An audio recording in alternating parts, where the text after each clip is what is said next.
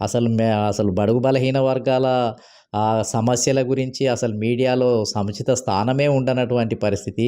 అసలు బడుగు బలహీన వర్గాలకు సంబంధించిన వాళ్ళు ప్రెస్ స్టేట్మెంట్లు ఇస్తే ప్రెస్‌లల్లో రానటువంటి పరిస్థితి.